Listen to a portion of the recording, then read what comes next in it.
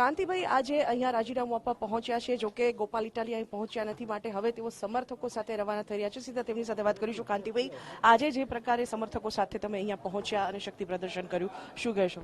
પહેલા તો મારા પાર્ટીના પાટીલ સાહેબની જે વાત કરે છે એ વાત ખોટી છે.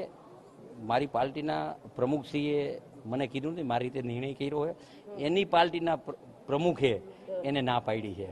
અને હજી પણ હું કહું છું કે આ કચરો આ મારો વ્યક્તિ ગોપાલભાઈ વાંધો, હજી ગમે ત્યારે રાજીનામું દેવા આવશે ને તે હું આવીશ. આવશો ખરા, પણ આજે ગોપાલભાઈ આવ્યા નથી. તમને શું લાગે છે, ગોપાલભાઈ રાજીનામું આપવા આવશે કે કેમ? હજી સુધી તો આવ્યા નથી, પણ તમારો જે આ ચેલેન્જ વાળું જે રાજકારણ છે ક્યાં લઈ જશે આગામી દિવસોમાં? આગળ જઈ આવે ત્યાં આવશે. આજના હવે જે પ્રકારે ગોપાલ ઇટાલિયા પણ પાટીદાર છે, તમે પણ પાટીદાર છો, જે પ્રકારે પાટીદારની વાત પાટીદાર બધા પાટીદાર જ હોય, પાટીદારમાં અમુક એવા તત્વો પાકતા હોય ને નુકસાન કરે એવા. હવે આગામી દિવસોમાં આ જંગ કઈ બાજુ જશે, શું કહેવું છે? કાંઈ નહીં, જેથી રાજીનામું દે રાજીનામું દેવા આવવાનું.